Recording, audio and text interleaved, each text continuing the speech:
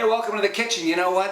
One thing I don't like, and it may be because I grew up partially Italian, my grandmother was Italian, I don't like jarred sauces. The ingredients aren't natural, they're not fresh, it doesn't taste very good, and the fact is you or anybody else can make a really quick, easy sauce and spend about a third of what you're going to spend. I'm going to show you how to do it the simple way, taught to me by my friend Damien. It's easy to do. Come on, I'll show you. Hey, you don't need much. You need a can of peeled tomatoes, not peeled crushed tomatoes, peeled tomatoes. Just a little bit of basil. We're going to roll that up in a second like a cigar and cut it. And a onion. I usually would use a yellow onion, but this is a nice red onion, so it's going to give it some sweetness. And just a clove of garlic. I'm not going to use all of this. And here's what you need to do. Nothing with the onion. Right now, nothing with the basil.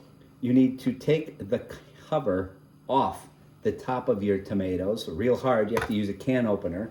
And then you just cut your garlic down the middle this way. Like that. Right? And I'm going to take this garlic, I'm going to peel the outside, and I'm just going to take about this many cloves. I'm not even going to peel the rest. I'm going to crush it, and that's it.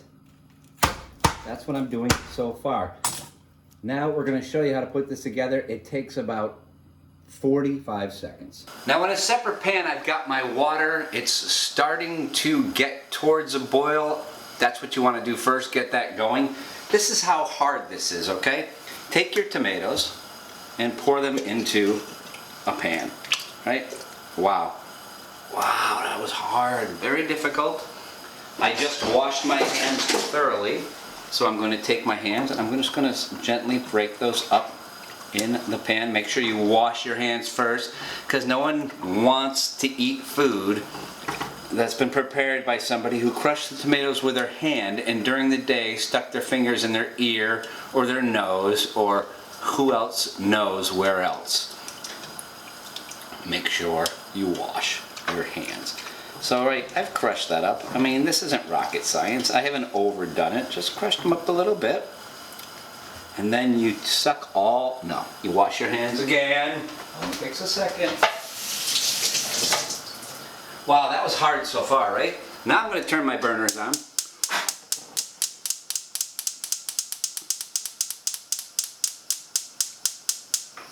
And I'm going to just simply take my garlic, right? And I crushed it. I have not peeled it. And I'm just going to put it in. Oh man, that was hard. I put the garlic in, right? Now I'm going to take my onion. I could leave it whole, but I think I'm going to cut it in half. And I'm going to put both half of the onions in, and I'm going to push them down. Whoa, this was hard. So here I am, and I'm looking for a wooden spoon, and I'm going to stir it until it boils. That's all I'm going to do. I'm going to stir it until it boils. We'll take a break, and when we come back and it's boiling, I'll show you the next very difficult step. Now this is coming to a boil. I'm going to take this, and I have been stirring it the whole time. I didn't stop.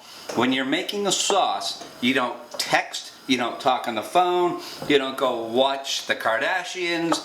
When you're cooking a sauce, you're cooking a sauce, and you're moving it constantly.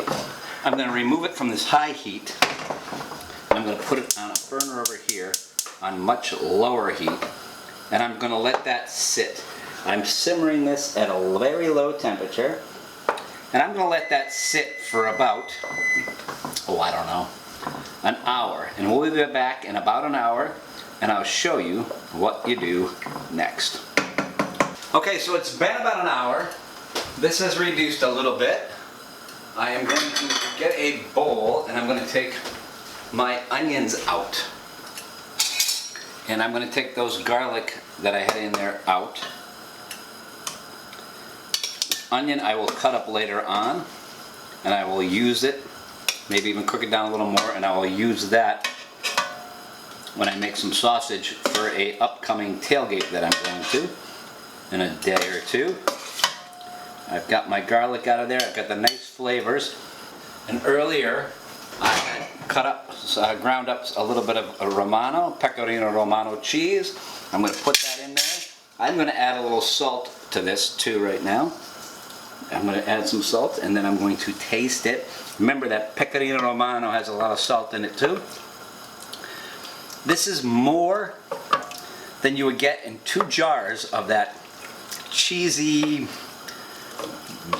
spaghetti sauce in a jar from a supermarket. It tastes 10 times better.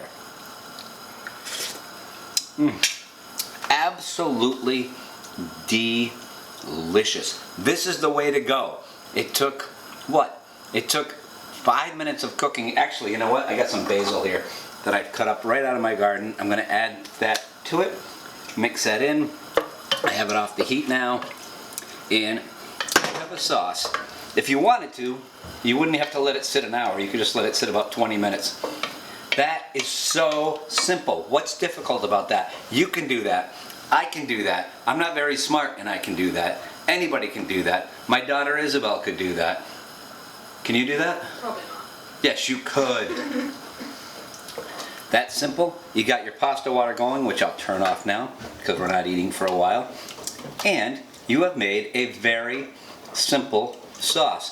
Now, your wife comes home, your girlfriend comes home, your husband, whoever, and they say, "How was your day?"